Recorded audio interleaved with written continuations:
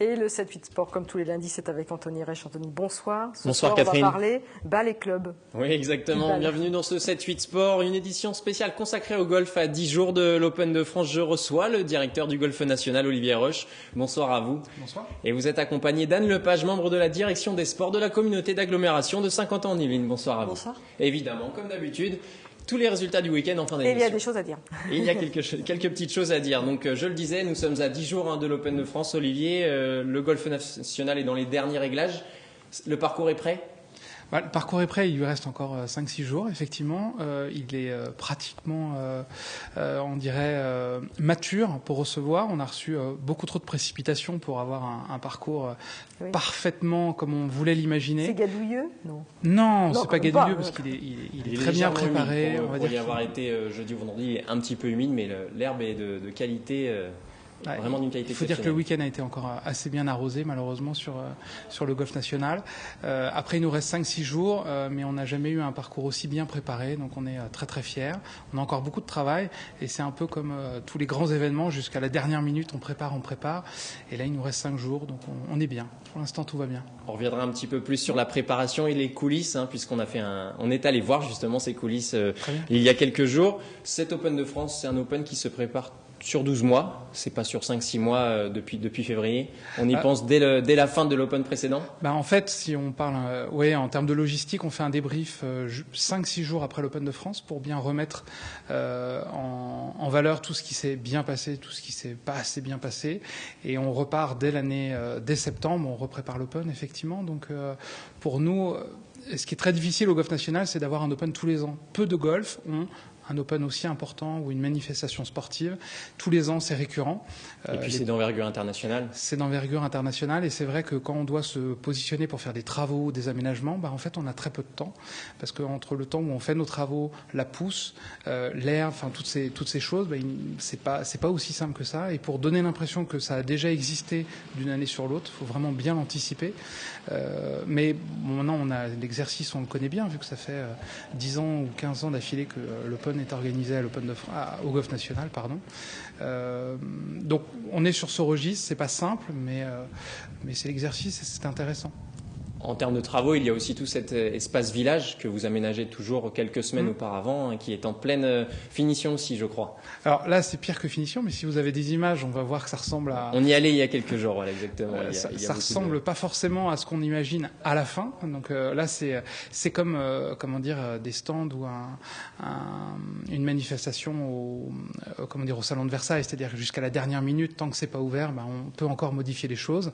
Là, on est sur un registre où on a modifié l'emplacement du village, l'accueil du public. Donc on a fait beaucoup de travaux cet hiver et on va voir si ça fonctionne bien justement.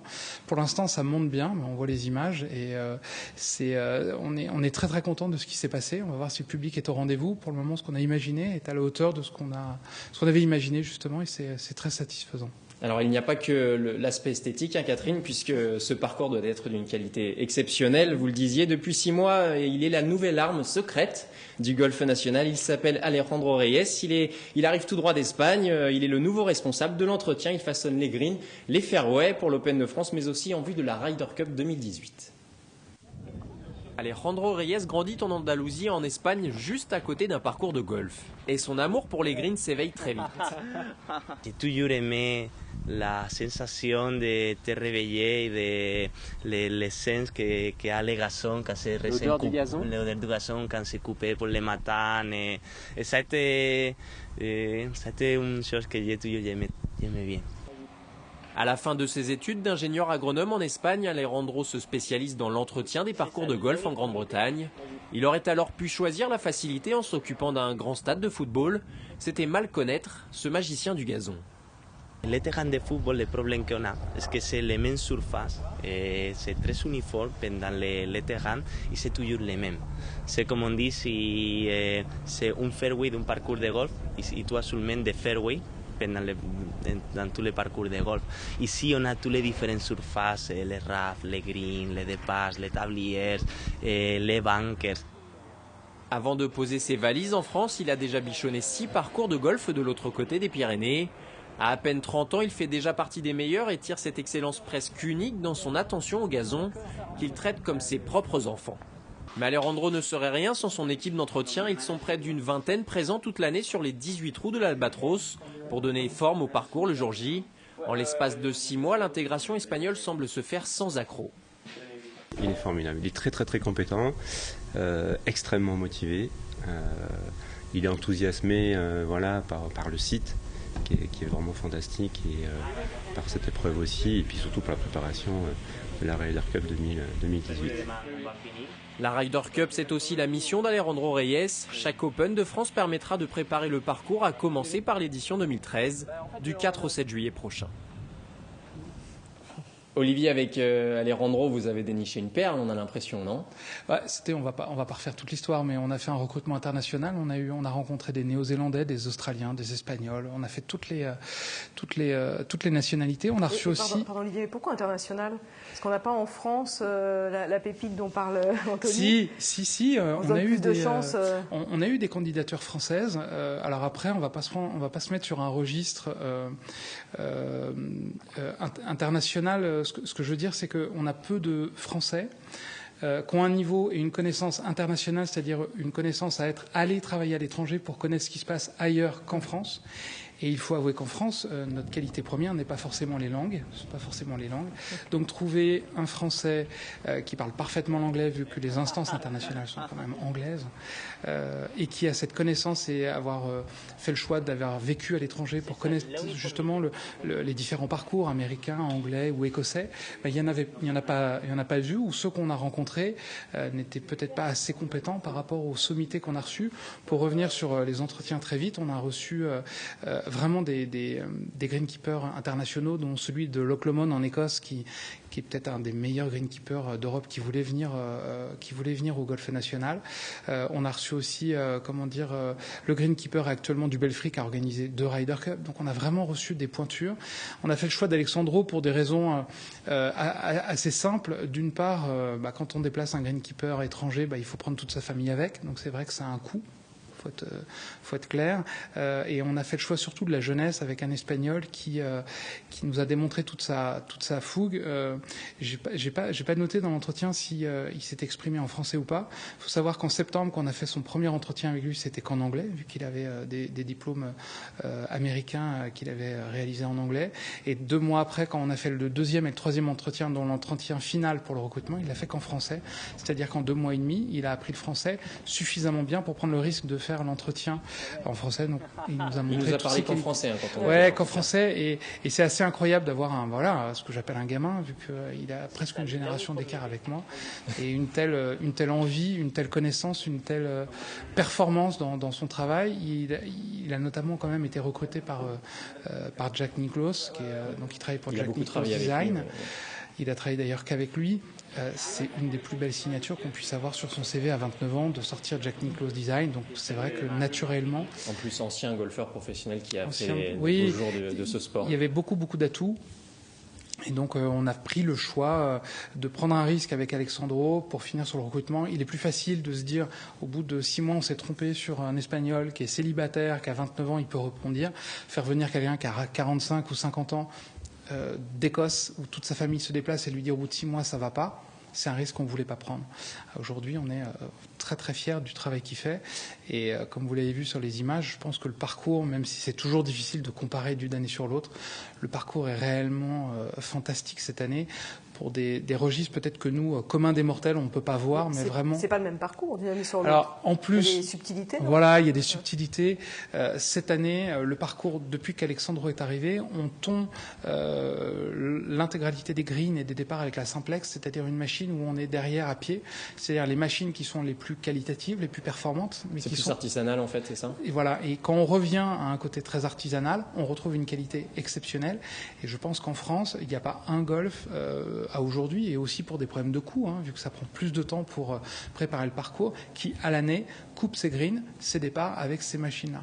Donc c'est vrai qu'il y a eu une revue d'effectifs complet, une réorganisation complète, et il a quelque chose que les autres n'ont pas, et c'est pour ça qu'on l'a embauché. Pour revenir sur l'Open de France, la compétition à proprement parler, il y a de plus en plus de joueurs de niveau top niveau européen qui viennent, notamment cette année entre McDonald's, Jacquelin chez les Français. Et c'est quoi cet attrait? Qu'est-ce qui fait cet attrait de l'Open de France? C'est parce qu'il y a la Ryder Cup derrière, ils se disent on va commencer déjà à voir un peu ce que donne le parcours? En toute honnêteté, je ne pense pas qu'un joueur professionnel, je ne le suis pas, mais je ne pense pas qu'un joueur professionnel se projette déjà à 5 ans. Il faut savoir que pour rentrer dans la Ryder Cup, c'est des points qu'on glane uniquement l'année et demie avant le tournoi, donc peu de références à la Ryder, même si forcément c'est bien de jouer le parcours de la Ryder. À côté de ça, il y a un travail formidable qui est fait par le promoteur, donc FF Gold Production, qui est une filiale de ASO et de la fédération pour organiser l'Open.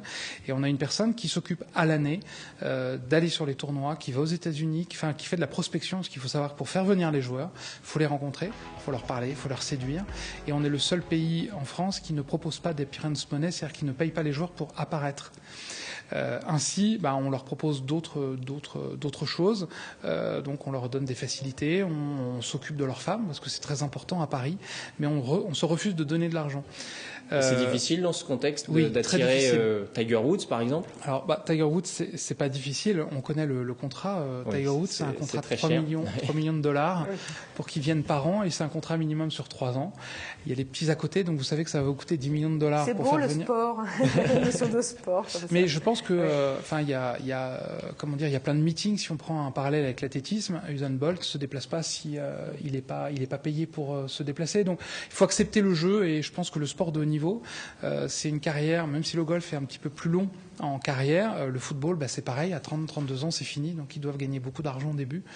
Moi, ça me choque pas. Donc, pour revenir à votre question, les joueurs viennent parce que le parcours est extraordinaire, il l'a toujours été, et ça, j'irais bêtement, c'est la grâce de l'architecte qui a fait un parcours que tout le monde apprécie, et c'est comme ça, on peut pas revenir dessus. Maintenant, il est très très bien entretenu, et ce travail fait avec c'est Bruno Rebeu, donc l'ancien directeur de Roland Garros, qui s'est reconverti dans ce job. Il passe son année entière à se déplacer, à rencontrer les joueurs et à leur donner envie de venir, et ça paye. Et parmi ces top 20 européens, vous avez un favori peut-être, non? Alors moi, j'ai pas de favori, parce que le golf nous a appris à être humble, à beaucoup d'humilité par rapport à ça. Maintenant, il y a des joueurs français qui sont en pleine forme. Il y a Alexander Lévy qui a fini 3e du German Open, donc c'était pas plus tard que dimanche, et il est à un coup de la tête, donc il aurait pu gagner. Jacquelin, n'oublions pas qu'il est vraiment en forme. Enfin voilà, les joueurs français sont très en forme, et moi je suis toujours très cocorico, donc je resterai très cocorico. Maintenant, on a un Américain exceptionnel qui vient cette année. Ce serait fabuleux qu'il se retrouve dans les dernières parties, parce que il a joué les championnats du monde en 94. Il était avec Tiger Woods en amateur quand ils ont gagné ces fameux championnats du monde. Ça serait génial que ce buzz qu'on essaye de monter avec ces joueurs américains, parce que quand on parle de planète golf, il y a indéniablement l'équipe européenne et aussi l'équipe américaine. Donc si on arrivait à avoir quelques Américains qui viennent en plus sans les payer, ce serait vraiment génial pour tout le monde. Avant qu'ils viennent pour la Ryder Cup. Et ils viendront forcément là pour le coup pour la Ryder Cup.